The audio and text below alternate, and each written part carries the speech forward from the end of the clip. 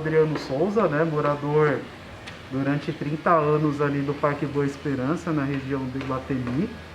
Há 4 anos eu moro aqui no Jardim Tietê. Eu sou historiador, né, já há algum tempo, né, formado pela Universidade de São Paulo. Agora, atualmente eu faço um mestrado sobre as memórias da urbanização de São Mateus, né, trabalhando com outras documentações históricas do território, né. Vou estudando desde a época das fazendas, passando pelos loteamentos, movimentos populares, né, e tratando também de alguns elementos aí do presente dos 3 territórios principais, que é São Mateus, São Rafael e Iguatemi, né.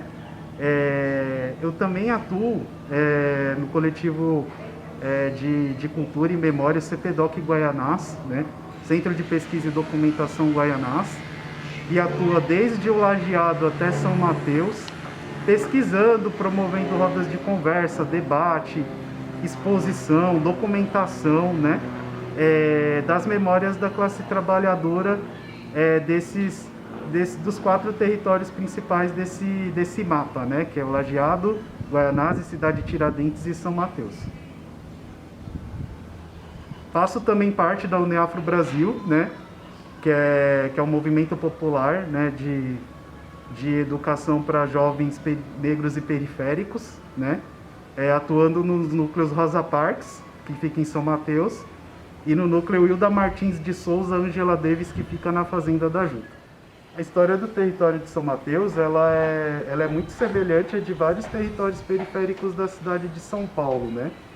Ela é uma história que ela remonta a um período de ocupação por fazendas, um período rural, né? Que a gente tem registros aí desde a década de 30, com mapeamento da empresa Sara, que foi contratado pela prefeitura, né? Que localizou diversas fazendas aqui nesse território onde a gente tem hoje a Fazenda da Juta, Sapopemba e São Mateus, né? Alguns desses territórios ainda podem ser vistos, né, nesse pequeno mapa aqui que foi feito pela empresa Light, né, nos anos de 1940, sempre com aquela ideia, né, de uma empresa de distribuição de energia privada, enfim, conglomerado internacional, que queria saber as potencialidades de outros territórios aos arredores de São Paulo, né? Então, esse mapeamento ele localiza alguns territórios que hoje dão nomes a córregos, a vias importantes, a bairros da região. Então a gente tem aqui a Fazenda Iguatemi, a Fazenda Palanque, a gente tem Aguabirobeira também, a gente tem diversos territórios, né, que hoje são nomes de parques ou de avenidas, enfim, ou de bairros do território, né. Eu coloco como destaque aqui a Fazenda da Juta, que fazia parte da Fazenda do Oratório, que era uma grande fazenda que perpassava assim Vila Prudente, Mauá, Santo André e o território de São Mateus. Ela não aparece aqui no mapa, é uma questão que a gente ainda precisa pesquisar um pouco mais para entender o porquê, né? Mas fato é que a partir dos anos 50, isso a gente consegue ver nesse mapa de uma outra empresa, da empresa Melhoramentos, que a gente tem o desenho do loteamento Cidade São Mateus, que hoje corresponde à área central do território de São Mateus, né, que hoje é uma subprefeitura. A ideia desse loteamento era constituir uma espécie de cidade, né? Há indícios de que esse loteamento ele tem uma inspiração nas cidades jardim, né? Só que a realidade nossa aqui no território foi completamente outra, né? Eu me chamo Ourinho Ferreira, né? Também conhecido como Ourinho de seu Valdecir, morador aqui do Laranjeira desde o ano de 70, não da década, do ano mesmo de 70. Nós viemos aqui para o Laranjeira, antes de vir para o Laranjeira, nós morávamos na Vila Prudente. Viemos do Ceará, até na década de 60, a maioria do pessoal vinha, a referência que tinha era a favela da Vila Prudente. Depois alguns foram mudando para São Miguel, aqui para a região de São Mateus, e meu pai, nós chegamos aqui no Laranjeira na década de 70. Ou seja, eu cheguei aqui com 8 anos de idade. E moro aqui desde então, nunca mais mudamos, estamos todo esse tempo aqui. Estudei aqui, fiz o primeiro ano aqui, Enfim, todo esse tempo de vida sempre morando aqui no Laranjeira. Sendo que, da vinda do Ceará para cá, nós viemos primeiro lá para a favela da Vila Prudente. E foi criado aqui, os meus irmãos, somos em 10 irmãos, né, já não tem mais alguns. Acompanhei todo o crescimento do Laranjeira, as ocupações que tem ao redor do bairro, o crescimento do próprio bairro, o desenvolvimento. Quando chegamos aqui, tinha no máximo aqui, acho que umas 40 casas. Era 2, 3 por rua, né? Não tinha asfalto, obviamente. Era água, era de poço, não tinha luz, não tinha estrutura nenhuma. Era tudo ainda na base do improviso. Condução, ônibus, para você pegar aqui, o mais próximo era lá no Guatemi. Caso precisassem, por exemplo, lá na Vila Prudente, você tinha que pegar o Vila Ema lá no Colonial. Ou seja, tudo era muito difícil, né? Aí na década de 70 e 80 já começou a vir mais um pessoal de fora. Também já começou a ver a ocupação do que hoje é a favela aqui do Laranjeira, que até em 70 mesmo, 71 não tinha. Isso aqui tudo era uma floresta. Era um matagal só. Aí foram aumentando as famílias, foram aumentando os bairros, foi vendo gente de fora. E eu estou acompanhando todo esse desenvolvimento, com a chegada do asfalto, que inclusive foi feito em sistema de mutirão, né? Se apresentando, Eu sou Edgar de Lima, nasci em Acopiara, estado do Ceará. Vim para cá no final de 74, cheguei em São Paulo. Aí, através do meu irmão, nós adquirimos esse terreno aqui no Jardim das Laranjeiras, em 81.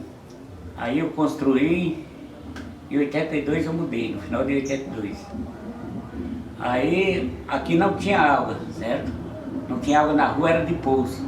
Inclusive aqui tem um poço aqui na minha casa, com 27 metros de fundura. Certo? Aí o pessoal fazia fila aqui para pegar água, porque a água era muito boa, sabe? Aí depois chegou a água na rua, aí nós desativamos o poço. Lembra a data, quando chegou, o ano que chegou? Em 82 mesmo, 82, foi 81, no final de 81 já chegou a água. Aí nós desativamos o poço, aí tinha água da rua, aí fomos lutar pelo asfalto, certo? A população já na Laranjeira foi lutar pelo asfalto. Aí a subprefeitura deu material e as ferramentas e colocou a população para colocar guia, sabe? Nas ruas. Aí nós vamos colocar guia o pessoal tudinho. Eu mesmo chegava do serviço, trabalhava à noite, 7 horas da manhã eu chegava em casa e ia colocar guia até meio-dia, 1 hora da tarde, ajudando ao pessoal, sabe? Daí foi a nossa luta aqui no Jardim das Laranjeiras.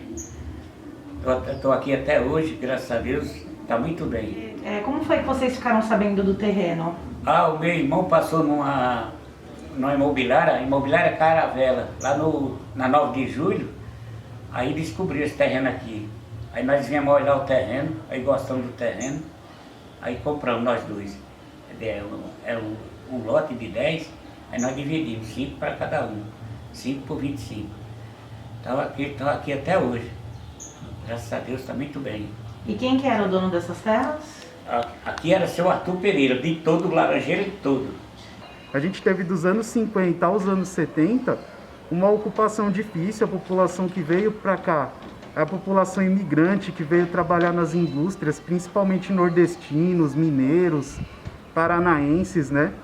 Uma porção significativa dessa população é negra, né? Levantamentos da prefeitura, da Secretaria de Igualdade Racial mostram que 40% da população do território de São Mateus é população negra, né? Principalmente nos territórios mais periféricos, como o Parque São Rafael, como a região do Iguatemi, né? Então, assim, toda essa questão da ocupação urbana, ela tem a ver com o processo em que você tem muita gente que migra para morar nesses territórios que têm ainda até hoje permanências, né, de ocupação rural. E nesse contexto as pessoas começaram a construir suas próprias casas, porque elas só conseguiam comprar o terreno, não tinha uma política habitacional que atendesse a sua demanda por moradias prontas, né, por moradias estruturadas. E dentro desse contexto havia uma falta grande de saneamento básico, alta mortalidade infantil, que os principais jornais da cidade, como a Folha de São Paulo, o Diário Popular, o Estadão documentavam, mas que também era documentada pelos próprios movimentos de bairro, né? Aqui no território, principalmente nos anos 70, 80 e 90, a gente teve movimentos de moradia importantíssimos, né? Que resultaram na formação de bairros como Jardim da Conquista, por exemplo, que resultaram na chegada de conjuntos habitacionais na área do Parque São Rafael, na Fazenda da Juta, né? Então a gente teve todo um processo de mobilizações populares que fez com que o território ganhasse as infraestruturas necessárias para que as pessoas pudessem viver nele como cidade. Então, essa ideia de cidade aqui dos anos 50, a duras penas, ela ainda está em processo de luta pela população até hoje, né? Isso não poderia ser diferente também no bairro do Jardim das Laranjeiras, né? Que fica dentro do atual subdistrito do Iguatemi, né? Essa área, ela é marcada pela passagem da Avenida Ragué Bischoff, né? Que nem sempre teve esse nome. Aqui nesse mapa das fazendas a gente consegue ver que ela é um prolongamento, foi um prolongamento durante as décadas de 30 e 40 da Estrada da Passagem Funda, né? Essa estrada ela ligava a Fazenda Santa Etelvina, Lajeado e Guaianazes ao território que hoje é a área central de São Mateus, mas por aqui a gente só tinha as fazendas na época, né? Essa formação do território a partir das fazendas, ela acaba tendo uma conformação de um bairro nas Laranjeiras a partir principalmente dos anos de 1970, né? E aí toda aquela área que pega o Jardim Alto Alegre, que pega a terceira divisão, né? Ela é um dos últimos territórios onde chegam quase todos os serviços públicos, né? Trocando uma ideia com o Ourinho Ferreira, que é um dos moradores mais antigos ali do bairro, ele conta sobre a chegada da família dele nos anos 70, né? As poucas casas que existiam ali, o hospital de referência mais próximo foi e ainda é até hoje, né? O Santa Marcelina. Agora a gente tem também o Hospital de Cidade Tiradentes, mas sempre um pouco distante, né? Isso é uma das coisas que ele ressalta. Até os anos 80, né, a saída principal para poder ir para a cidade, para poder ir para o centro da cidade, na verdade, era a partir do ônibus para ir até o metrô Carrão, né? Não existia o metrô Itaquera ainda. Então, assim, até 88, quando é inaugurada a estação de Itaquera, as saídas ali do bairro, do território, elas eram muito difíceis, né? E isso também nessa época, no final dos anos 80, que começa a obra da Avenida Jaco Pêssego, né, interligando a área com Itaquera, e também o alargamento da estrada do Iguatemi, que se torna Ragué Bischoff, né, em homenagem a um desses loteadores, né, que comprou parte da fazenda Oratório para constituir o bairro do Jardim Santa Adélia, né. Dentro desse contexto todo, né, a região começa a se integrar mais ao território central de São Mateus, que é a área de comércio, né, perto da Avenida Mateu Bem, e também começa a se integrar, Itaquera, começa a ter mais interação com outros bairros, né. A gente consegue perceber hoje ali, naquela parte, que é o começo da centralidade da Avenida Ragué Bischoff, com as obras do monotrilho, com toda essa movimentação, a tendência é que o centro de São Mateus ele aumente, né? Ele passe a ser um compacto com a Avenida Mateu Bem e a Avenida Ragué Bischoff, né? Uma outra coisa interessante sobre o Jardim das Laranjeiras, e que também é muito comum em diversas periferias, é que a prefeitura jogava nas mãos do loteador a responsabilidade por fazer as guias, as calçadas, né? Por fornecer água e luz, só que isso não acontecia. Né, moradores do bairro já se mobilizavam no final dos anos 70, né, para cobrar o loteador e cobrar a prefeitura, né, do loteador do território ali, não só dali, mas do Helena Augusta, dos bairros ali no território, né, do Roseli, enfim, de todos os bairros ali em torno, sobre esse fato de os loteadores não cumprirem as normas da prefeitura, né, de trazer os serviços públicos para o território, né.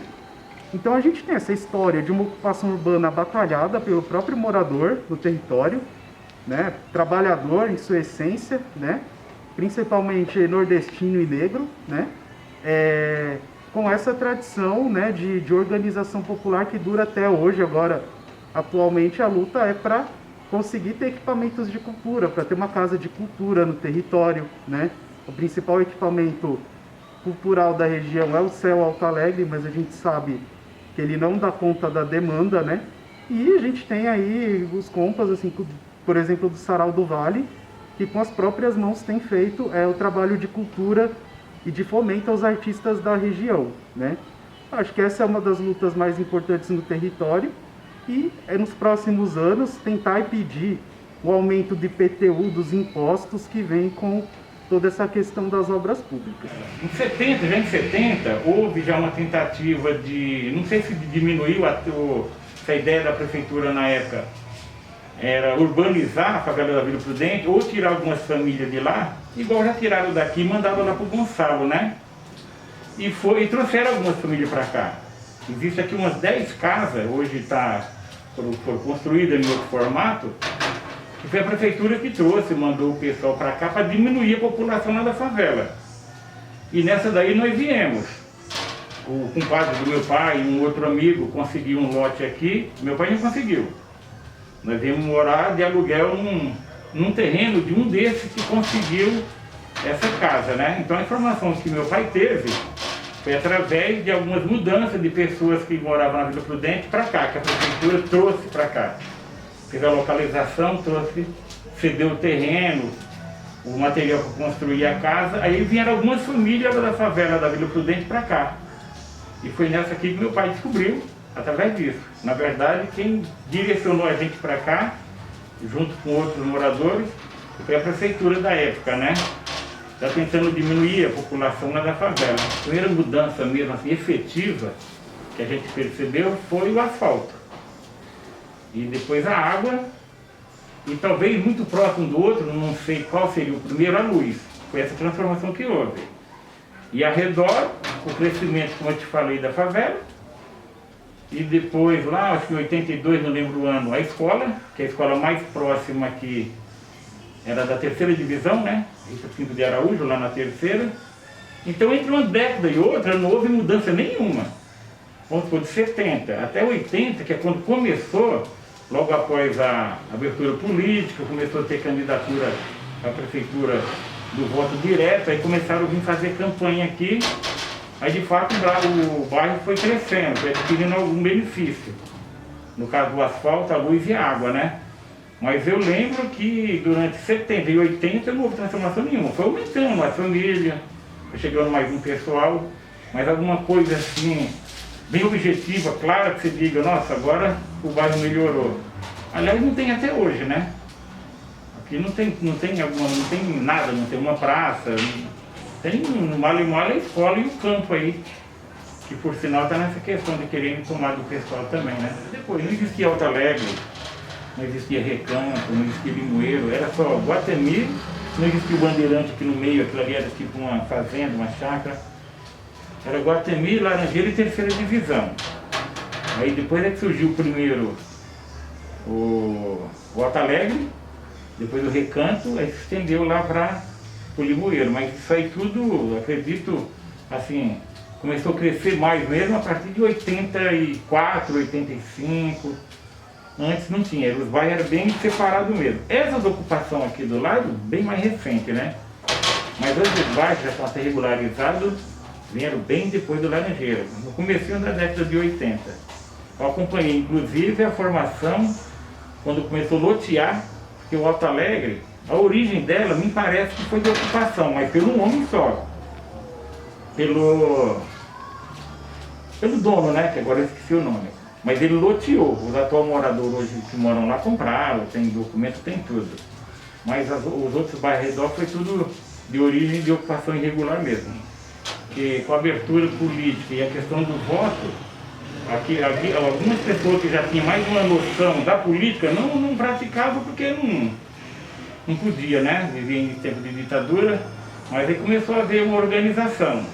Organização essa que não digo que conseguiram grandes conquistas, porque o bairro cresceu em população Mas em melhoria prática mesmo assim, talvez não tenha adquirido tanta coisa, apesar de ter adquirido conhecimento, tinha a Sociedade Amigos do Bairro, alguma coisa que ajudou.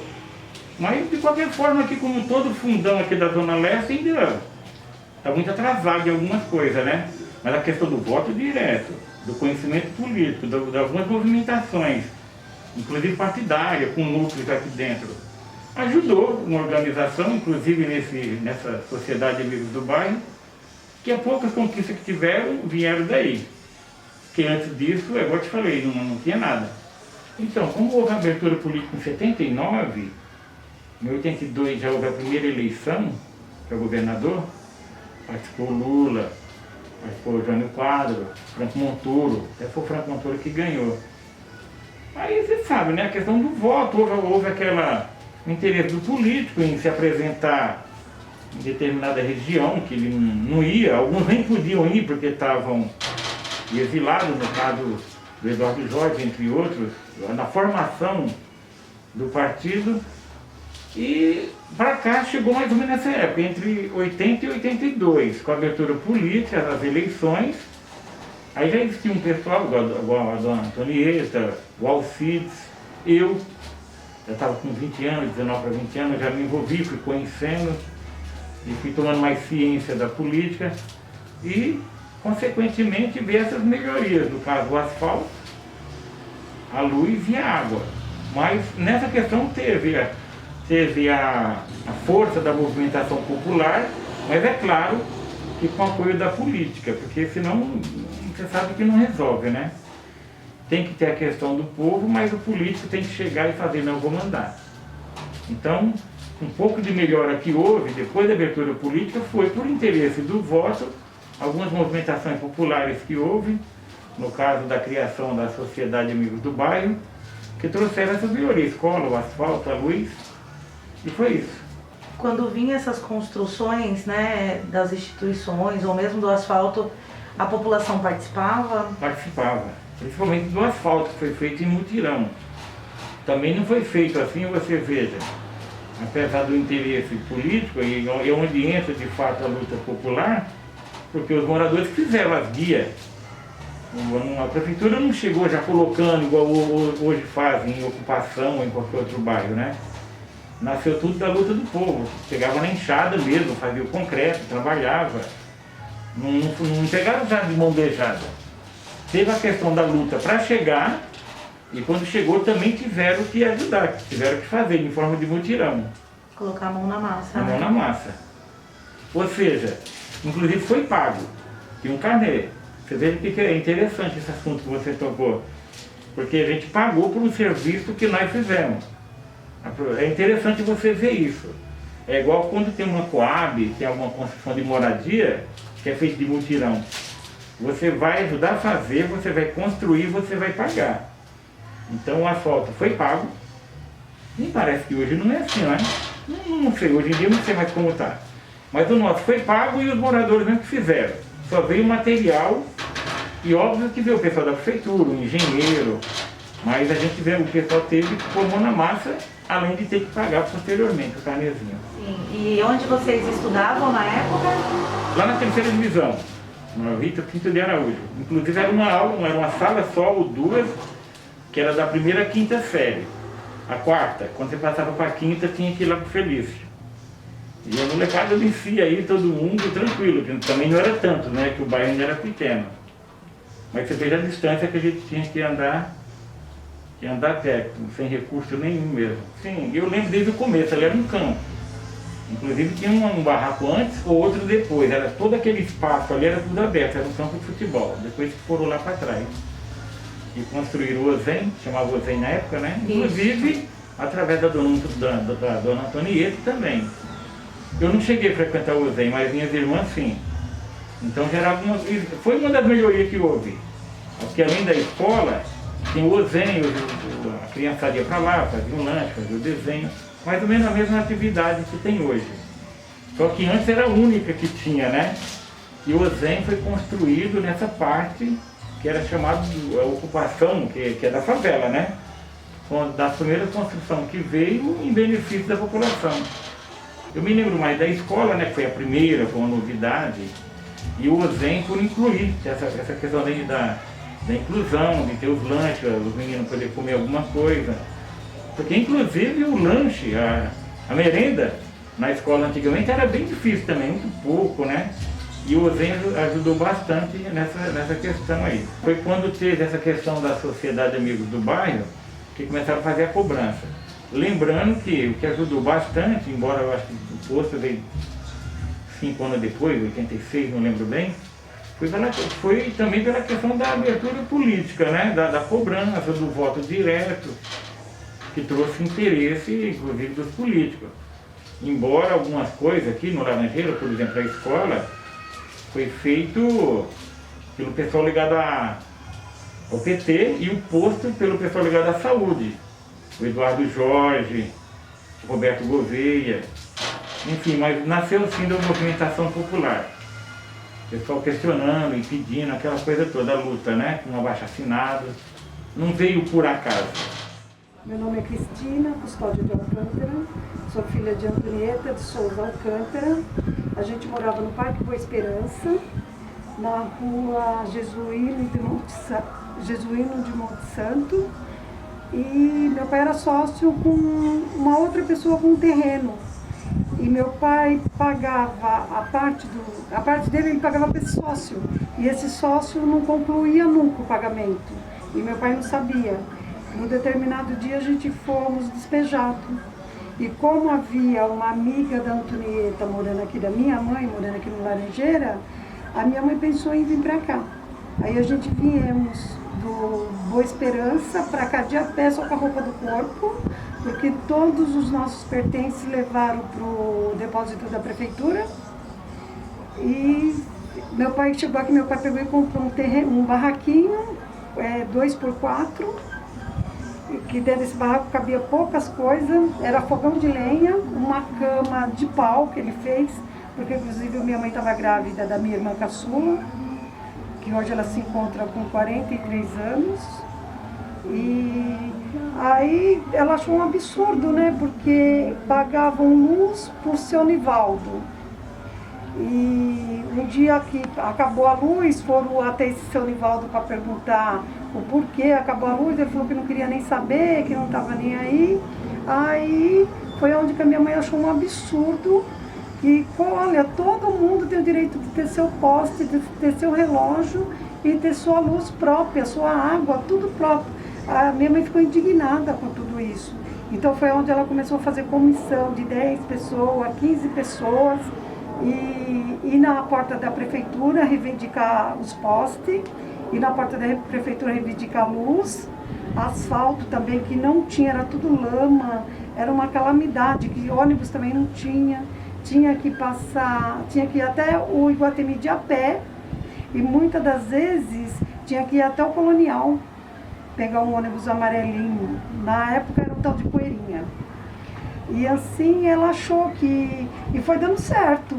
A ideia dela foi dando certo, e ela achava também como que as mães tinham que deixar as crianças passar fome, sendo que não tinha uma creche, não tinha nada para deixar os seus filhos, para elas poderem trabalhar. Foi onde que surgiu a ideia do OSEM. Aí fizeram um barracão, e dentro daquele barracão ficou criança de 0 a 12 anos. Aí ficou a Miriam, a dona Miriam, que é viva até hoje, e ficou a Ana Lúcia. A Ana Lúcia já morreu faz uns anos, eu não lembro.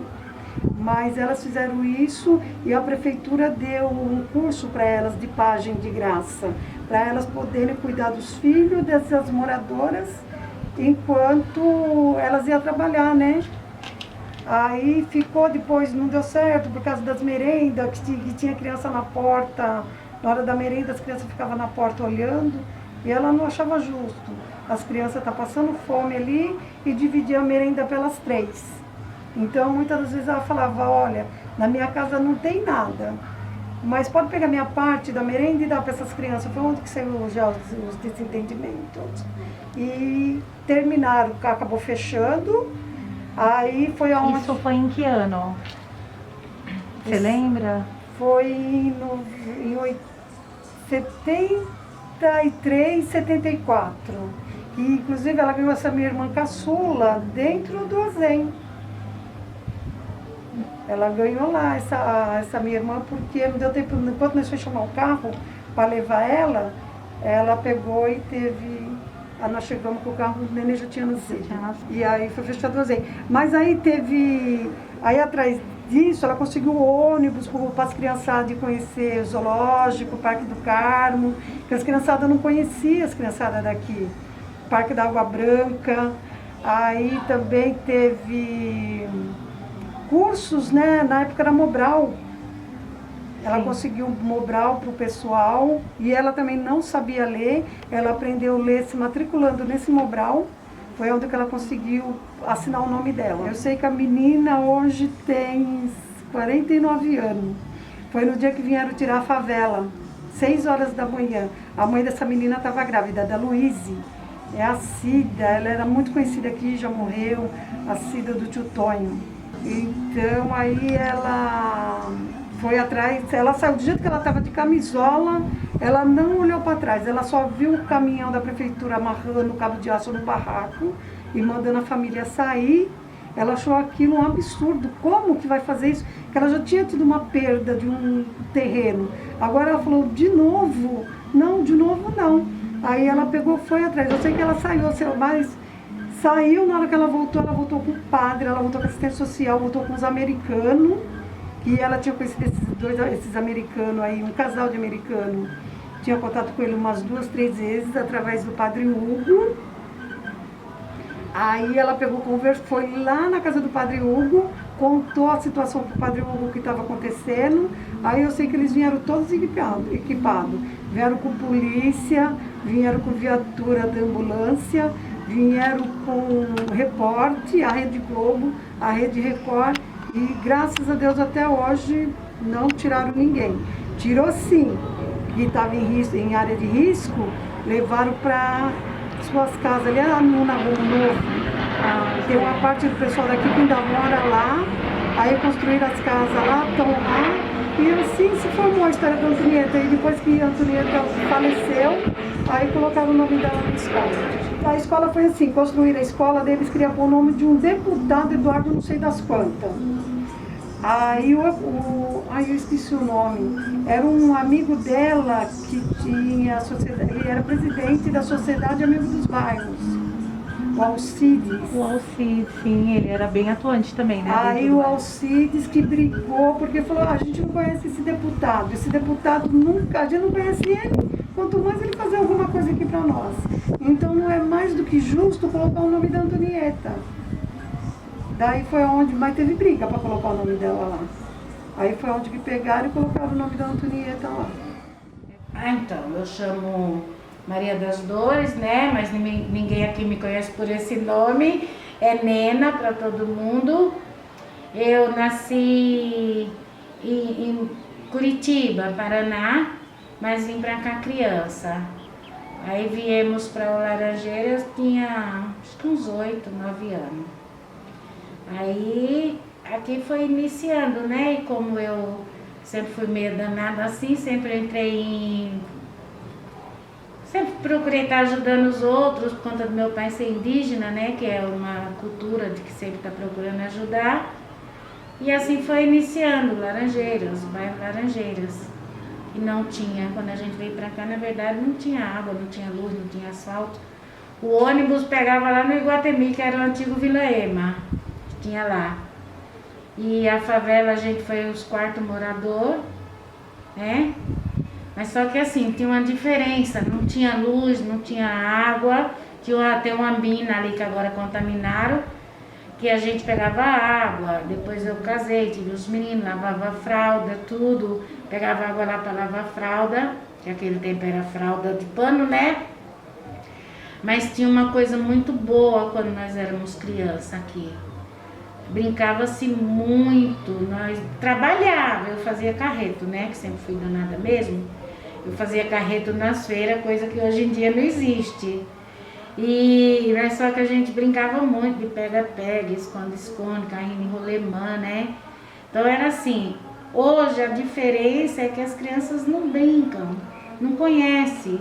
Eu sou educadora social, então eu sempre fui de movimento, de luta, faço parte, coordeno um grupo de moradia, a gente também faz as reuniões para as pessoas adquirirem suas moradias. Ali naqueles prédios tem gente do nosso grupo, no Tiradentes tem gente do nosso grupo que já adquiriu suas moradias, tem no Catumbi terreno que vai ter as moradias, então eu sempre fui de luta. A escola, a Antonieta, não tinha escola. Aí a Antonieta, que era daqui também, do antigo CC Antigo Zen, ela começou a fazer uma luta para ter escola, né? E todo mundo se unia-se muito. Aqui foi construído um salão com o padre Hugo para fazer as reuniões, fazer missa, celebrar missa. E depois, devido à dificuldade de novos moradores que estavam vindo do Nordeste, aí foi se pensando em atender criança, que era gratuito, era um trabalho gratuito. Na verdade, trazia as coisas de casa, mantimento, que não tinha. Depois, com o passar do tempo, foi que a prefeitura resolveu intervir e conveniar, né? Mas era trabalho gratuito. E a gente sempre acha assim que foi gratificante, eu acho, porque durante meus anos de trabalho, que é 30 anos que eu trabalho aqui, eu tenho criança de todo nível, toda qualidade. Depois eles completam a idade e vão para o CPA, lá se formam. Eu tenho crianças policiais, crianças bombeiros, engenheiros, enfermeiros, advogados. Então é assim, é uma luta muito válida. Eles, enquanto criança, como os pais precisavam trabalhar ou nem tinham estrutura, que vinham muito do Nordeste, vinha a família com 10 filhos. Então assim, aqui, como a menina fazia comida e servia o almoço para eles, assim, era muito gratificante para as próprias famílias. Por exemplo, construir, que era só aquela sala lá. Construir essa sala aqui e a de baixo foi mutirão. E as pessoas vinham ajudar feliz. A gente trazia as coisas de casa e umas iam fazer comida, eu mexia massa, a Didita mexia massa. E ia fazendo, mas os pais se sentiam bem, porque era o espaço onde os filhos estavam sendo atendidos. E parte, hoje, né? Já não é assim. O que eu lamento é essa falta de união dos seres humanos. Por mais que assim tenha problema, mas não tem a união. E quando você tem, eu costumo falar direto, quando você tem união, você consegue muita coisa. Eu costumo falar que é a corrente do bem. E o que hoje não tem. Então eu falo assim, teve um progresso, o bairro, o asfalto foi feito em mutirão. As pessoas, veio o material, o engenheiro explicava, mas eram os moradores que faziam. Tipo, 3 horas da manhã, as mulheres levantavam, faziam café, união, uma coisa tão gostosa. As mulheres levantavam, faziam café, ia servindo e os homens fazendo. Cada spa, cada pedaço era um tanto de homem fazendo. Isso é união. E é muito bom, só que assim, igual eu falo, o bairro aumentou, veio a água, veio o asfalto, só que as pessoas perderam esse senso de partilha, de união, de buscar melhoria. Assim, acabou que ficou no comodismo, cada um na sua casa, não me interessa se o outro tem problema, né?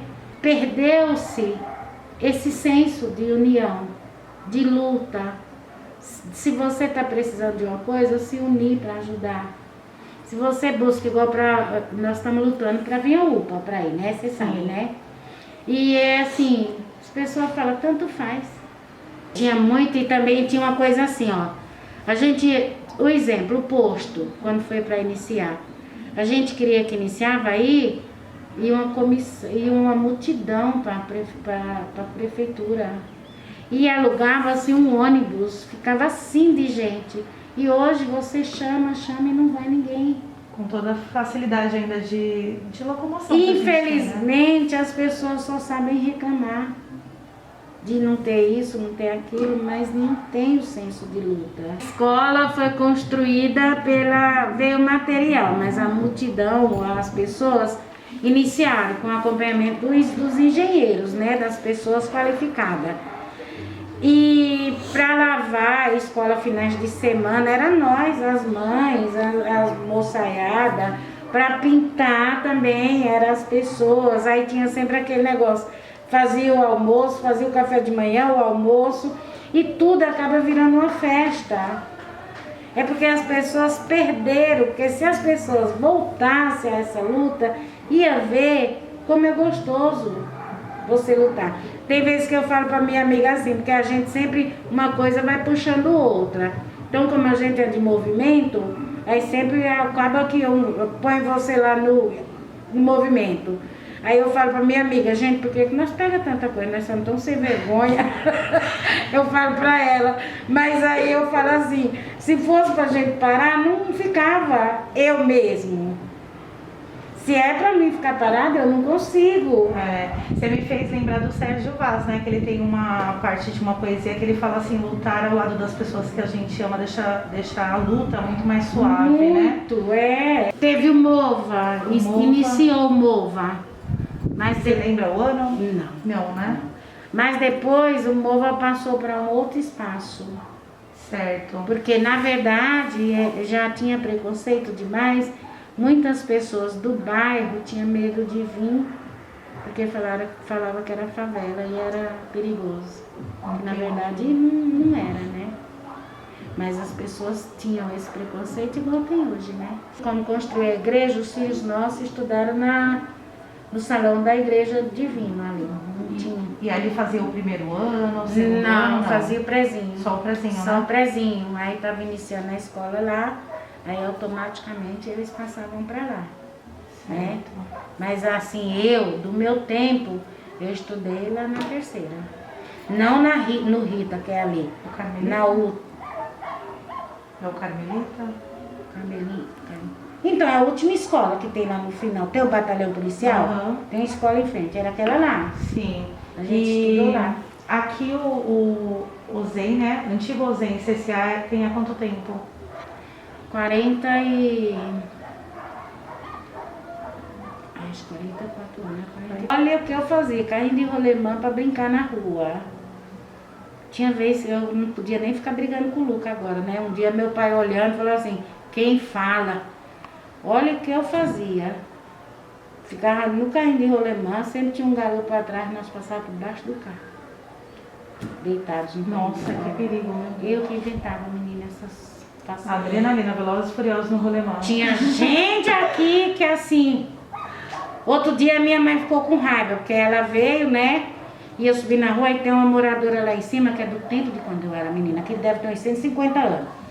Aí mãe falou que ela falou com mãe e falou assim, eita, mas quem diria que aquela filha tua ia dar para ser uma mãe tão boa e trabalhar com criança, né? Mãe falou, por quê? Porque aquela menina ninguém gostava muito dela, tanto que ela aprontava por aí. Porque era a vida. Mas essas eram brincadeiras, né? Que hoje não é perigoso, lógico. Mas assim, as crianças hoje não brincam nem com carrinho de rolemã. Sim. Né? E É é coisa de não tá na lamentável. rua, né? Não sabe mais o que é brincar de queima. Tanta coisa que tem. Eu faço com as minhas crianças resgate de todas essas brincadeiras. Eu tenho os grandes, eu ponho eles para brincar de carrinho, faço a ruinha com giz. Na sala eles brincam e eles interagem bastante. Igual quando nós iniciamos a trabalhar, lógico que ninguém era formado, né? Faculdade era coisa de gente rica, né? Aí a gente trabalhava com muito amor. Só que depois, com o tempo, quando foi legalizando, né? Aí exigiu-se que a gente estudasse. Até muitos funcionários saíram, porque falaram que não estudar depois de velha. Aí eu dou risada até hoje, porque eu fui fazer uma prova para terminar o ensino médio. Aí eu falei, gente, eu vou acertar só um pouquinho, porque era 45 questões. Eu vou ficar na terceira série primária, meu Deus do céu. Eu adulta, casada, mãe, né? Aí quando terminou a prova que corrigiram, pois lá, eu peguei na 7ª série. Me senti assim, inteligentíssima, né? Beleza. Aí quando foi depois, tinha que fazer a pedagogia. Aí eu fui pra sala assim, né? Como iniciei. Aí o primeiro dia eu fui com a vergonha, achando assim, você é a mais velha da sala. Quando cheguei na sala, me senti uma menina. Porque tinha tanta gente, aquele tempo, mais velha do que eu, homem, mulher. Então é assim, tem história que muita gente, na verdade, fala, você é louca depois de velha estudar, não sei o quê. Eu falei, porque eu comentei com os meus filhos, eles falaram, mas a senhora gosta, a senhora tem que estudar sim. Sim. Nós não estuda, então a senhora também vai estudar. Eu nasci em Pernambuco, numa cidade chamada Timbaúba, porém sou uma timbaubense, né? Desde os anos 73 eu moro na cidade grande de São Paulo e desde os anos de 83, quase finalzinho para 84, eu vim morar no Jardim da Laranjeira. Porém, quando eu vim morar aqui, eu tinha o meu filho que tinha 2 anos e meio, tinha minha filha que tinha 1 ano e meio. Depois de um bom tempo eu comprei a casa hoje, de onde no início eu morava de aluguel. Depois, hoje eu moro na casa onde eu comprei, né? E porém é um bairro que eu gostaria de falar que eu aprendi muitas coisas com ele. Onde eu criei meus filhos, porém quando nós chegamos aqui não tinha igreja, não tinha asfalto, não tinha escola. Nós precisávamos muito de ocupar a igreja, né? Depois, com o tempo, a gente precisou de ocupar a igreja para colocar os meninos no pré. O tempo foi passando, a gente não tinha um posto, a gente precisava, até mesmo nos anos de... até 90, o ano que a Ágata nasceu. A gente precisava ir até o Lar Nacional, que é no Sapopemba, procurar um UBS, porque se a gente procurava no Jardim Guatemi era dificultoso, porque achava que a gente ia, enfim, a gente não tinha nada no Jardim das Laranjeiras, né? E eu quero dizer que do Laranjeira a gente construiu, depois disso, depois do tempo que nós passamos, tivemos muitas dificuldades com as águas, porém nós fizemos muito... como se diz, muitos protestos, muito quebra-quebra, nós chegamos a ter tempo que as crianças eram pequenas, nós chegamos a tempo de ficar até mesmo uma semana sem água. E foi difícil, só que hoje tá bom, tá? Claro, né? Hoje nós temos creche, nós temos escola, temos quantas creches? Temos a escola aqui, principalmente começando pela Antonieta, que foi a primeira, depois de muita luta que veio, né? Depois as meninas, os adolescentes estudavam, terminavam a 8ª série. Não tinha como permanecer fazendo um 3º ano, porque tinha que se deslocar para outro lugar, tipo a Daniela, a Marcela, que foram para o Jardim Guatemi, que já tinha, Chibata, enfim, né? Mas Laranjeira está crescendo. Agora eu acho que nós precisamos mais ainda de alguma coisa, se nós formos se relacionar para falar de saúde, aqui é precária. Os melhores médicos não ficam, vão embora. Quando acham que está fazendo alguma coisa, aonde mesmo teve médico aí na UBS do Laranjeira chegar a falar assim, enquanto vocês não fizerem algo, procurar fazer algo pelo Laranjeira, vai ser sempre desse jeito. Eu vim do Pernambuco, sou nordestina, muita honra, né? E cheguei aqui em 79, me casei em 81, tive a Daniela em 81, né? E logo a gente, com muito sacrifício, comprou aqui, que não tinha água, não tinha luz, não tinha asfalto, né? A gente construiu, mudamos para cá, não tinha nada aqui dentro de casa, né? Depois fomos lutar pela creche, né, junto a Maria, tinha outras amigas, então a gente andava muito, fazendo baixo-assinada, tinha pessoas que falavam não, né, não queria assinar, então a gente lutou muito pela creche e até aí nem meu neto chegou aí para a creche, né, que a gente fazia, tentou, matricular ele, nunca conseguiu e foi uma coisa que a gente lutou por ela, né? Depois foi a igreja, não tinha escola, a gente enfrentava a fila, ia dormir à noite, né?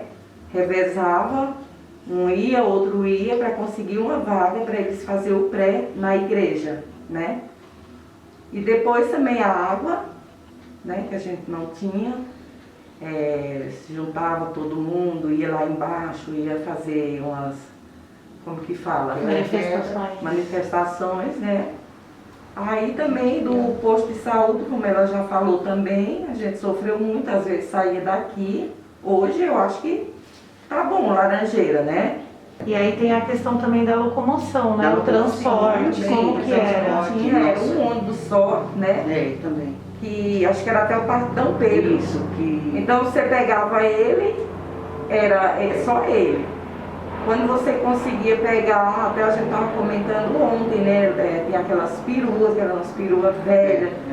Então a gente não tinha tudo isso. Acho que hoje melhorou bastante, né? Porque todo mundo tem Itaquera, que para Itaquera vem do Limoeiro, Laranjeiras, né?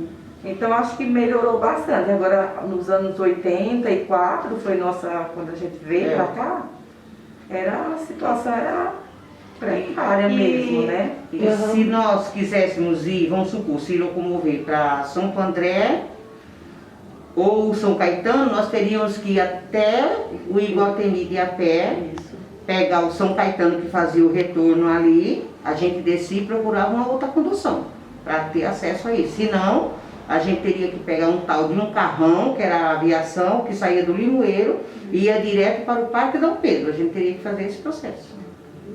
Ou então viria a pé até lá embaixo. Se nós pegássemos São Caetano, a gente viria a pé até o Iguatemi, vinha até o Iguatemi e vinha de a pé até aqui.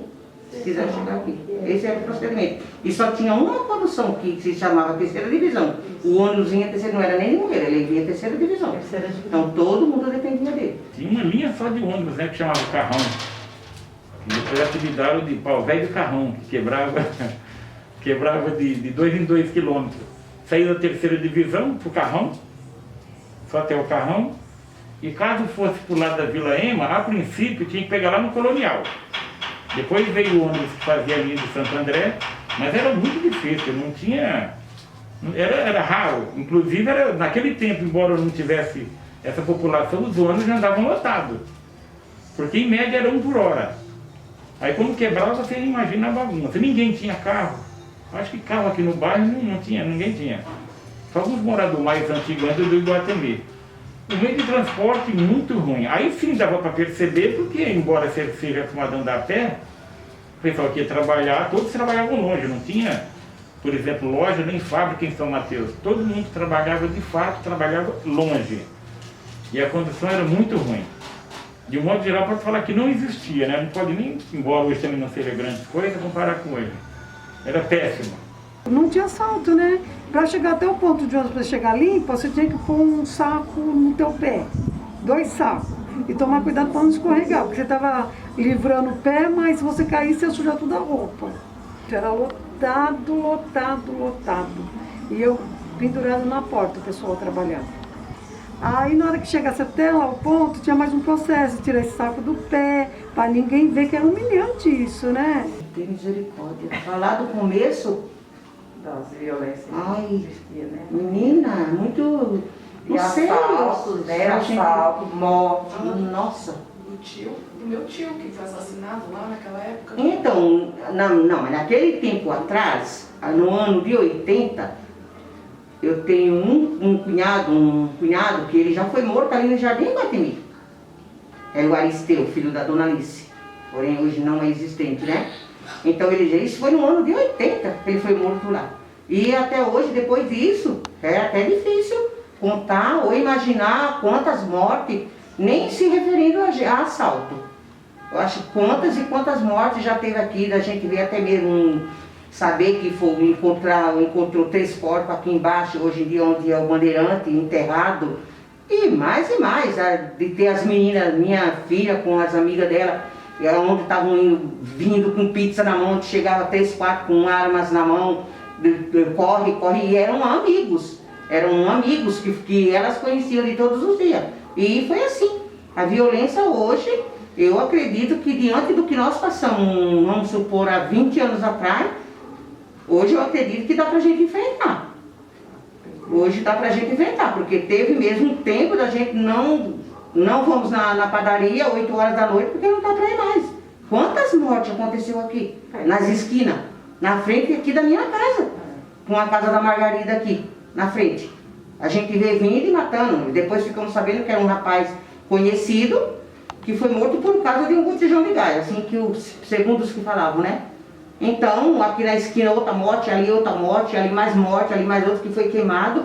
Foi, nossa, é impossível imaginar e contar quantos mortos foram aqui nesse Laranjeira. E hoje em dia, né, eu agradeço a Deus, nossa, de imaginar que o terrorismo que a gente passou, o medo de sair, de voltar, de ir em qualquer lugar, hoje a gente tem que agradecer a Deus. Porém, não que parou. Existem alguns assaltos, principalmente porque apareceu o celular, né? Os maiores assaltos foi um celular.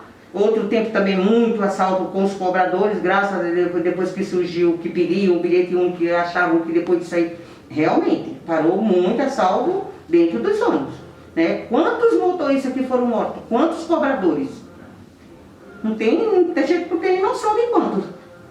Foram muitos, né? E, então, enfim, hoje a gente tem que falar assim, a gente tá, né, falar de pandemia não, né? Claro que não. Não vamos nem se referir ao que está acontecendo hoje, mas hoje tá melhor, tá melhor. Então, Daniela, assim, inclusive eu acho até que era mais do que hoje. Porque a violência está generalizada, inclusive em áreas nobres, que antes você não via falar em mortes e assalto no Morumbi, era mais na periferia, mas na periferia era mesmo. Que inclusive tinha, a gente sempre questiona que antigamente a violência era menos, mas não era. Se você lembra, você chegou a conhecer, existia o Gil, por exemplo, o Gil Gomes, o Afanásio, aquele jornal Notícias Populares, que tinha o apelido de Torcer Saia Sangue. Não era à toa que já tinha esses veículos de notícia, né? Enfim, mas tinha violência assim, tinha muito assalto, tinha briga nos bares, fim de semana, boteco cheio, pessoal bêbado, tinha violência doméstica, tinha polícia, por exemplo, quando a polícia veio tudo no escuro. Eu me lembro que até 79, 80, a gente tinha um barzinho aqui na favela. Chegava uma viatura, tinha um polícia que ficou até conhecido, chamado Sargento Zum. Inclusive não tinha viatura, as polícias andavam a pé. Raramente alguém vinha de viatura, mas era muito violento. Tanto era violenta a abordagem deles, como também era violento parte da população. Quando bebia, não vinha ninguém de fora, não era nego que vinha de fora, de São Miguel ou de qualquer outro lugar. Era o próprio morador do bairro, se estranhava, ficava bêbado, começava a tomar umas pingas e saía agressão, garrafada e morte. Aparece daqui para o Guatemi sempre tinha um corpo jogado, por conta de polícia, de justiceiro. E assalto, aqueles assaltos, roubavam bujão, roubavam roupa do varal. Enfim, não é assim tão romântico como tentam dizer que no passado, por conta até da ditadura, não tinha violência. Tinha. O Laranjeira sempre teve. No passado, eu acredito, fazendo um paralelo com hoje, era mais violento. Não era tão calmo, embora eu fosse pequeno, mas tinha violência, sim. Divertimento é o campo de futebol, todos os domingos tá lá no campo, o pessoal. Inclusive eu tive um time lá, eu fiquei 8 anos com um time, madrugada. Jogava de cedo, de 7 horas no campo. Eu ajudava nas despesas do campo e jogava todos os domingos, nós jogávamos. Eu sou José Pereira da Silva, nascido em Campos Sales, no estado do Ceará. Vim para cá em 1990 e a gente está aqui lutando para a gente ver na intenção de ter uma vida melhor. A gente não conseguiu, mas está melhor do que o que a gente estava lá. Estamos aqui na beira desse campo desde 90, com nossos próprios recursos, 10 mensalidades, pedindo ajuda aos comerciantes, às pessoas da comunidade, não tivemos ajuda de ninguém. Tem uma história de cada um, tem uma história aqui de quem já se foi e quem ainda está. Sempre colaborou com nós e estamos tentando fazer daqui o melhor que nós puder fazer. Certo. E você? Eu sou Cid Alves, eu vim de Pernambuco, de Camaragibe, minha cidade natal. E cheguei aqui em 2007. Hoje estou presidente do Laranjeira e lutando. Hoje a gente tem um trabalho junto com as crianças, que a gente faz aqui de 8 a 16 anos. Tem o OZEM também, que faz treinamento e faz recreio aqui nesse nosso campo. E a gente também tem um trabalho mais voltado para criança, para tirar crianças da rua e fazer que elas sejam cidadãos. É esse nosso trabalho aqui. E se divertir aos domingos com a nossa peladinha e os amigos. Esse campo é a alegria da nossa comunidade. Certo. E Cido, conta pra gente um pouquinho da história, né, do campo, quando que começou? Esse campo começou em 1977. Isso aqui era um terreno, um matagal, e nossos presidentes anteriores, né, se juntaram aqui, se formaram um grupo e fizeram uns times, e tinha 2 times, os Meninos Unidos e os Meninos da Vila. Meninos da Vila se juntaram e formaram os Meninos Unidos.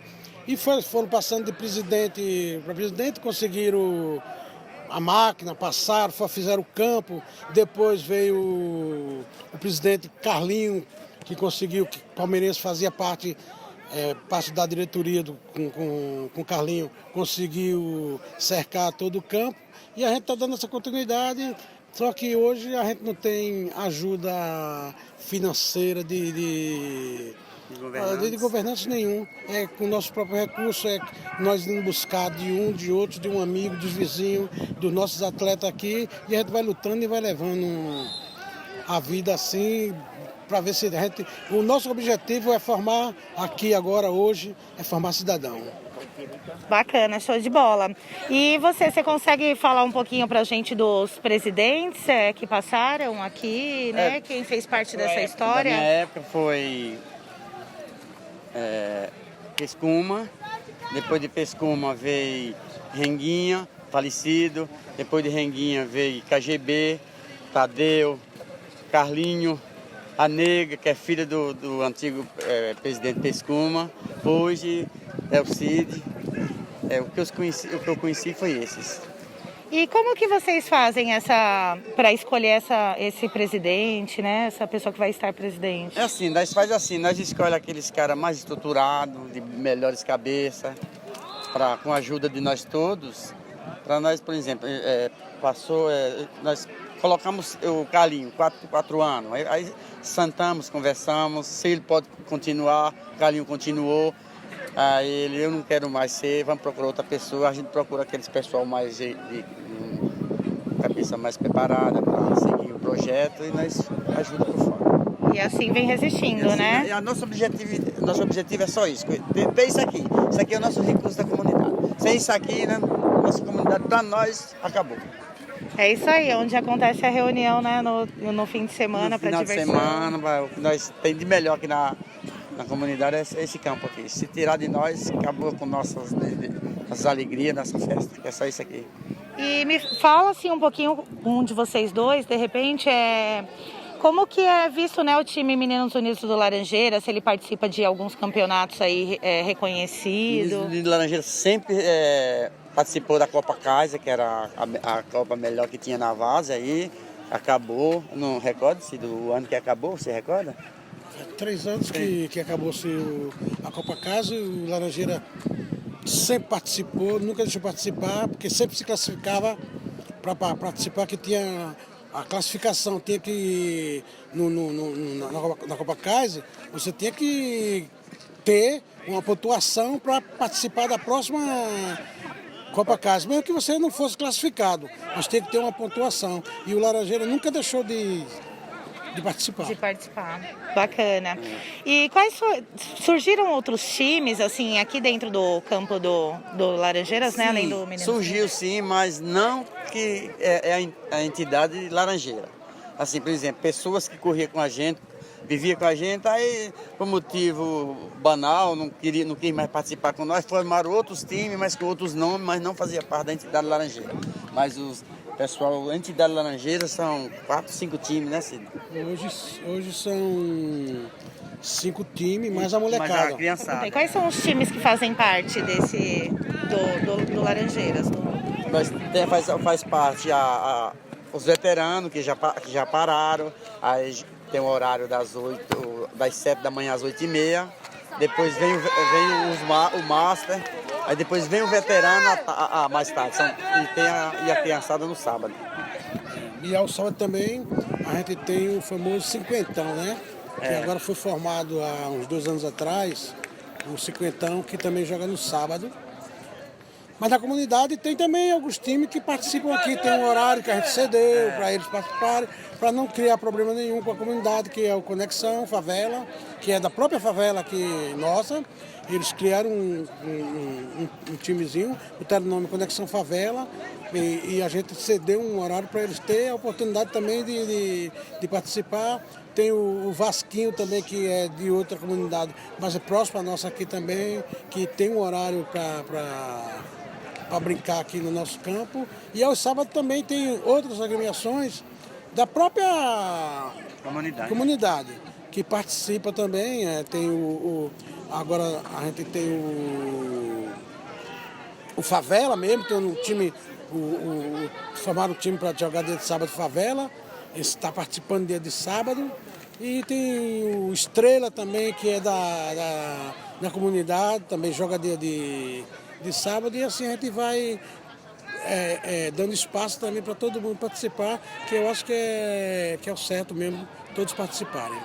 Então, meu nome é Paulo Bernardino de Oliveira, sou natural de Marília e vim para São Paulo em 69, né? Primeiramente morei em São Mateus, depois Parque São Rafael, e meu pai conseguiu conquistar esse terreno aqui, né? Aqui na época que era só mato, né? E nós viemos de lá do Parque São Rafael para cá arrancar toco, era muita árvore, então tinha que arrancar muito toco, né? A caminhada era grande, né? Então aqui a gente foi se estabilizando e tal. Meu pai trabalhando sempre, né? Como trabalhava em Santo André. E a gente aqui, menininho, né? Vários irmãos, né? Nós éramos em 7 aqui, na época era 7. E corria tudo aqui. Esse bairro aqui eram poucas casas. E aqui na época que era mato mesmo. Essa parte de trás aqui tinha uma chácara, né? Tinha banana, cana, era um canavial. Laranjeira mesmo, o nome Laranjeira mesmo saiu de um pomar que tinha aqui nessa fábrica aqui. Isso era um pomar que tinha aqui, né? E a gente de criança, a gente brincava muito lá. Então aí o bairro saiu daí, desse nome, né? Desse pomar, Laranjeira, né? E tá até hoje aí. Onde era o AMA, na realidade era um campinho também. E a gente brincou bastante tempo lá, tal, né? Aí quando foi para fazer o AMA, desativar, derrubaram o campinho, destruíram o campinho, né? Mas assim mesmo, a gente ficou chateado, mas sabia que era pro um bem da população, né? Porque hospitais aqui, médico aqui, era só no Hospital Santa Marcelina ou em São Mateus, né? No Tiradentes também, naquela época, não tinha ainda. E a gente ficou feliz em ter um posto de saúde, né? Para a população do bairro, né?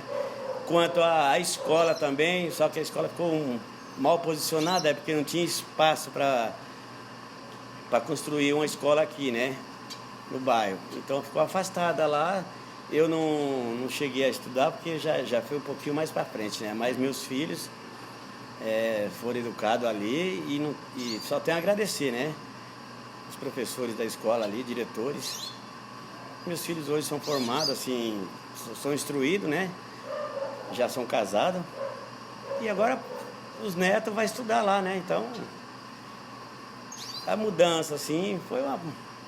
Bandeirantes também, cresceu bastante, tem escola também, né? Então, eu acho que o Laranjeira em si, ela evoluiu. Ela evoluiu bastante. Só que assim, evoluiu na situação, mas não expandiu, né? Porque ela é rodeada por outros bairros, né? Sim. Mas tá bom, eu acho. E brincávamos muito aqui, tinha um riozinho aqui embaixo, aqui nessa parte aqui de hoje, onde está essas invasões aí, né? Nossa, era 7 horas da manhã, nós estávamos nadando lá, água limpinha. Não tinha poluição e o que tinha redor era mato. E o mato não traz sujeira, inclusive limpa a água. E mais pra frente as mulheres lavando roupa. Aí o que acontecia? Quando chegava a mulher para lavar roupa, os moleques tinham que sair. Porque senão a água que ia lá pro lado onde ela estava ia chegar barrenta. Mas era limpo, essa tubulação aqui era limpa. Não existia nada canalizado, era tudo natural e limpo. Porque não tinha um morador antes ou depois. Então não corria esgoto, não corria nada. O riozinho corria livre aí. Até lá embaixo, até chegar na Camoré. Tinha aqui a olaria do Oswaldo, tinha outra lagoa lá, outro riozinho. A turma ia nadar lá também. Tudo isso aí até no máximo, acredito, até 82. Foi crescendo a população, foi poluindo, cresceu lá pro lado, igual eu falei, Recanto, que o riozinho vem de lá também. Recanto, Limoeiro, aí acabou com isso aí. Aí acabou, matou o riozinho, enfim. Acabou com essa parte da natureza que tinha aí, né? Mas por causa justa, que foi as ocupações que houveram.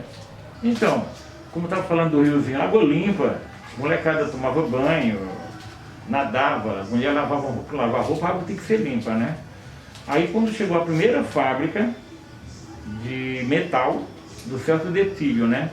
Lá hoje onde é a Coabinha, ali entre a Coabinha e o Alto Alegre. E começou a produzir lá o material, coisa de metal e jogar todos os rejeitos no rio. Tudo que era produzido lá, lavado, as peças, aqueles lingotes de cobre, jogado no rio. E obviamente isso poluiu, causou a morte do rio, foi crescendo a população também, mas o principal que estragou mesmo o riozinho, mesmo antes dos moradores, foi essa fábrica de metal. Eles produziam cobre lá e jogavam toda a sujeira no rio. Aí acabou. Assim, a primeira mudança que eu notei mesmo, assim, de criança, que eu achei que foi uma coisa fundamental, que estragou o bairro, foi uma fábrica de torneira lá em cima, lá perto do céu, lá no Alto Alegre, lá, né? Eles fizeram uma fundição de torneira, né? Trabalhava com quilha, mexia com chumbo, com metais pesados, né? Então, o que aconteceu? Poluiu o rio que a gente brincava, né? Que era a nossa alegria, a nossa diversão. E poluiu, né? Essa foi uma das mudanças.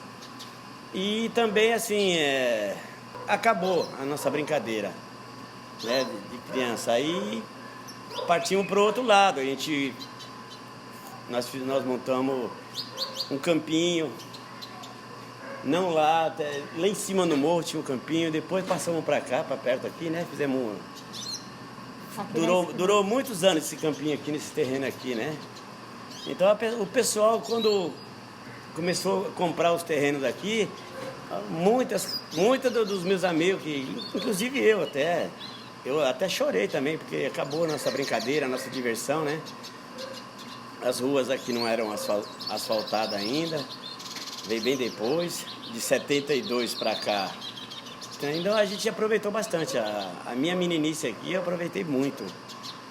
E graças a Deus estou aqui contando, né, o que eu vivi aqui, né? Eu participava de reuniões lá, que era até o Adriano Diogo, que era um dos deputado, senador, não sei se ele era deputado ou vereador, que a gente sempre participava de reuniões, né? E hoje está aí o Zen. Eu não cheguei a participar assim ativamente, né? Mas quando tinha certas reuniões eu participava, dava ideias também, né? E hoje está aí, a molecada usa, né? Aquela região do campo, onde hoje é o campo, que está meio pendente assim, né? Em questão de invasões aí, né? Mas ali seria uma boa área de lazer para as crianças do Ozen. Então a gente tem que olhar para isso com carinho também, né? Não tem nada, aqui é a única fonte de lazer das crianças, da comunidade ali, é aquele campo, né? Que foi fundado em o time em si do Laranjeira aqui foi 77. Mas aquele campo ali é desde 84, né? E a gente, ó, de 84 para cá, quantas crianças já não brincou ali, né? Hoje continua outras crianças, o pessoal do Ozen, né? Eu acho muito legal, muito gratificante ter aquela região ali e o Ozen em si, né? Sim. Ajudando as crianças da comunidade ali. A gente que mora no bairro de periferia, a gente está acostumado a achar que a história ela está só nos bairros centrais da cidade, onde tem os monumentos, onde tem os principais museus, né? E também a gente está acostumado com os livros de história que falam daquelas pessoas que atuaram na história da cidade, como os bandeirantes, os tropeiros, os industriais, os cafeicultores, né? As famílias, né, herdeiras, né, dos quatrocentões, né, os Penteado e os Bueno e outro pessoal assim desse naipe.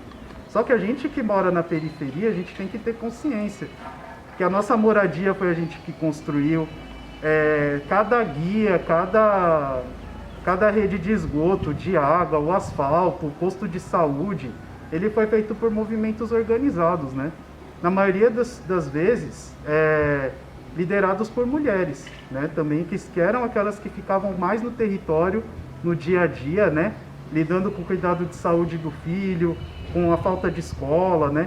Então, um dos grandes exemplos que a gente tem de uma memória que pode ser explorada nesse sentido é do movimento de saúde, né? Que aqui em São Mateus se organizou nos 3 territórios, né? Em Iguatemi, em São Mateus e no São Rafael, né?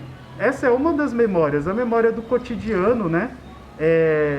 Dos comerciantes, por exemplo, né? Tem o caso do Ourinho aqui na outra fala, eu pude conversar com ele, fazer uma entrevista e refletir sobre a importância do comércio num bairro de periferia, por exemplo. A primeira coisa que chega no território depois dos moradores acaba sendo o comércio. Ele é uma necessidade básica, né? E urgente. Então, mesmo antes dos serviços públicos chegarem, você tem que ter uma padaria, você tem que ter um lugar para comprar pão, né? E aqui em São Mateus essa memória é bastante valorizada, pelo menos na região central, né? A gente tem algumas fotos da padaria Esquina, fica próximo ao terminal São Mateus.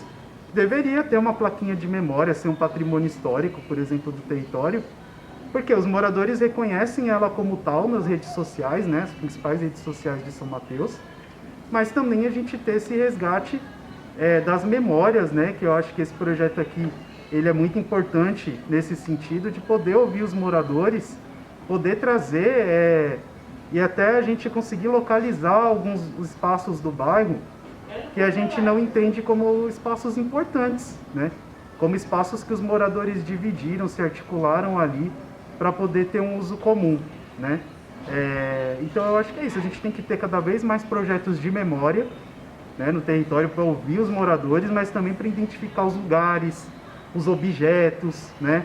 Sei que esse projeto ele vai explorar a memória da escola Maria Antonieta, né, e da própria fundadora da escola, né, que mobilizou lutas ali, e é um espaço que a escola existe, ela é material, ela pode para além da fala, né, que também é um registro concreto, você tem a escola, você tem os objetos da escola, você preservar documentos, preservar mapas como esses, né, que estão no histórico demográfico da prefeitura, online, na internet, para todo mundo que quiser conferir, né. É importante a gente começar a estruturar esse trabalho de repente, fazer um museu para cada bairro, um museu para São Mateus, um museu para a Zona Leste, né? Para que o morador ele possa existir na cidade, perceber a sua importância e também para mostrar para as outras camadas, para os outros grupos sociais, que esse morador existe, que ele é importante, né? Que ele é um sujeito, é uma pessoa que precisa, toda a sua comunidade precisa ter atenção, serviço público, uma polícia que não os mate, né? Um posto de saúde que os atenda com qualidade, escolas de referência, centros culturais de referência, que atendam às suas demandas.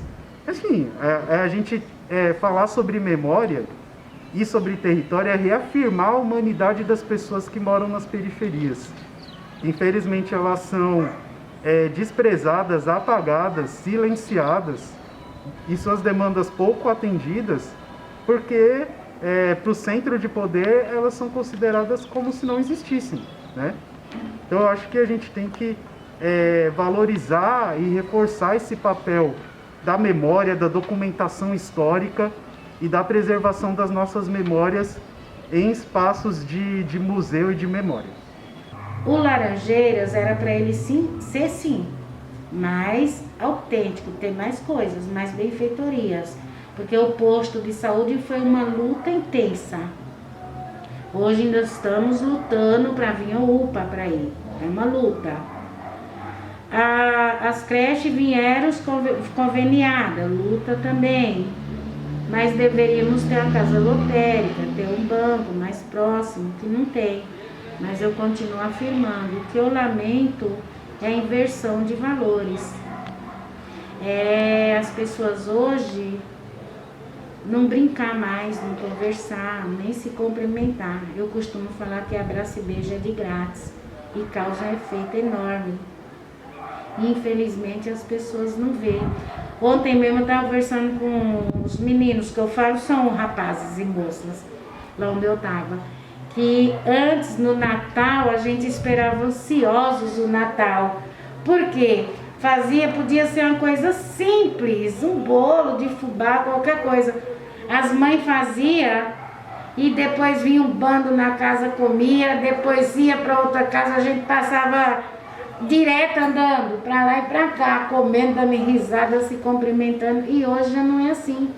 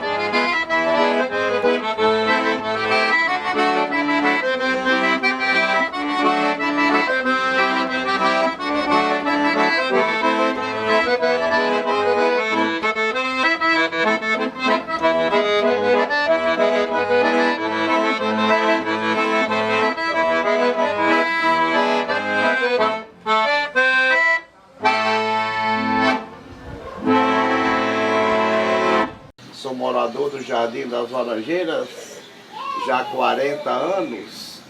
Sou de Araripe, Ceará, uma cidade que fica a 160 quilômetros de Juazeiro do Norte.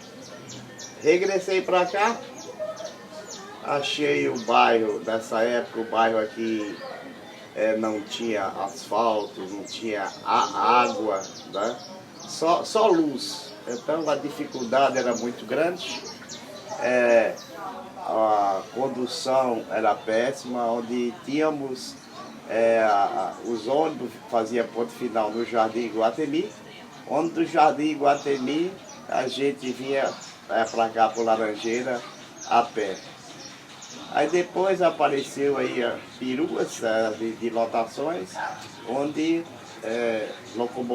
trazia nós do Iguatemi até que o Jardim das Laranjeiras. Depois foi crescendo e hoje está aí. Isso. O seu nome? O meu nome é Rosário Veloso, né? 40 anos já aqui no Jardim das Laranjeiras. E tá aí. Um bairro, penso que em breve vai dar uma melhorada no nosso bairro, porque hoje, infelizmente, nosso bairro está um pouco esquecido das autoridades públicas, né? Mas aí vamos torcer para que melhore. Mas é isso aí, gente. Valeu. Esse trabalho que vocês, né, sei lá, ter coragem, o incentivo que vocês tiveram, tem que ter coragem, porque hoje em dia, para a gente mexer, abrir a boca e falar alguma coisa, a gente tem que ter coragem, né? Porque diante de tanta gente, às vezes tem muitos que querem fazer, mas não tem a coragem de chegar ali e falar, vamos fazer. Então tem que ir para cima mesmo. Esperamos que diante disso aí vocês consigam mais coisas. E quem sabe, né? Trazer coisas melhores para o Laranjeira. Sim, né? é o início. Né? Está aí.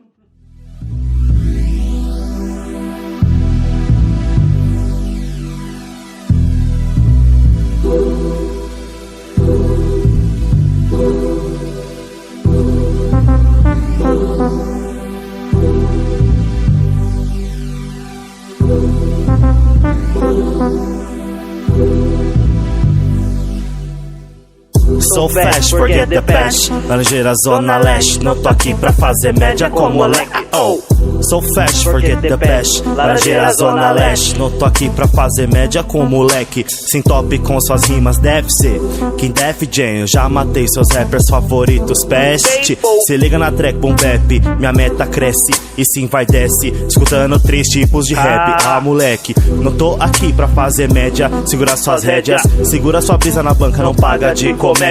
Pra fazer rap é só sentir no peito. Aperta um recheado, colhe o hash. O mel já tá preto e pronto, já tô no ponto, seu vacilão. Tô falando de vazar pra você ter uma visão. O povo tá dormindo em maus lençóis e com meu algoz conquistei castelo sem alterar minha voz. É nós por nós e mesmo que se foda a porra toda. Pegou, tossiu, já era, passa a bola, roda, tá monça. Smoke weed everyday, já tô japonês. Vou te passar uma lição, me chame de Meina Sensei. So fast, forget the past. Laranjeira, Zona Leste. Não tô aqui pra fazer média como oh.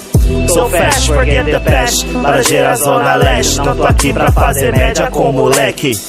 So fast, forget the past. Laranjeira, Zona Leste. Não tô aqui pra fazer média com moleque. Oh, so fast, forget the past. Laranjeira, Zona Leste. Não tô aqui pra fazer média com moleque. De tantas mancadas fiquei meio manco, mesmo assim não me espanto. Se um dia a vitória vier de um dos raps que canto, eu sempre me encanto. Às vezes num pranto, num desalento, chorando e tentando. Eu sigo cantando pra ver se meus males espanto. Que tá difícil, eu sei, a vida corrida não tive sensei. Dos passos que andei, a vida me cobra de uma forma que até hoje eu não superei. E hoje eu sei que de qualquer forma, nas curvas já tortas, eu sei que a derrota não faz parte, nem quero que seja minha história. E a vitória demora, infelizmente não tive um passado recheado de glória. Segui minha vida de uma forma que eu olho hoje e só sinto vergonha. Mas ando das conquistas, amizades vividas, olhos furados, pescoços cortados, promessas perdidas. Cansei várias vezes, pensei em parar, foi fraco, cansei de tentar. Coloquei a corda no pescoço, mas saí da cadeira bem na hora H. E quem foi me livrar? Não sei até hoje. Não sei até hoje. Eu sei que dessa vez meu peito tá aberto pra qualquer açoite. Eu sei que dessa vez meu peito tá aberto pra qualquer açoite. So fast, forget the past. Laranjeira, Zona Leste. Não tô aqui pra fazer média com moleque. Oh, so fast, forget the past. Laranjeira, Zona Leste. Não tô aqui pra fazer média com moleque. So fast, forget the past. Laranjeira, Zona Leste. Não tô aqui pra fazer média com moleque. Oh, so fast, forget the past. Laranjeira, Zona Leste. Não tô aqui pra fazer média com moleque. Não tô aqui pra fazer média com moleque, mas me passe as rédeas que eu quero dominar a track. Vim aqui pra revolucionar as ideias, não pra fazer média e se igualar a uns comédia. Tem vários vinho brincando com a sorte, pagando de lock. É foda com esses cara, parceiro já nem se envolve. A qualquer minuto podem levar um headshot. E os bicos entre choque. Que coisa de outro mundo, que absurdo. Melhor perder um minuto da vida do que a vida num minuto. Em vez de ficar e me dando conselho, Pegue sua vida, faça dela um exemplo. Pros bico feio, o meu dedo do meio. Pra você ser o que quer, só depende de si mesmo. Só depende de si mesmo. Pra ser o que quer, só depende de si mesmo. Sou fast, forget the best. Laranjeira, Zona Leste. Não tô aqui pra fazer média com moleque. Sou fast, forget the best. Laranjeira, Zona Leste. Não tô aqui pra fazer média com moleque, não. Zona Leste. Uou.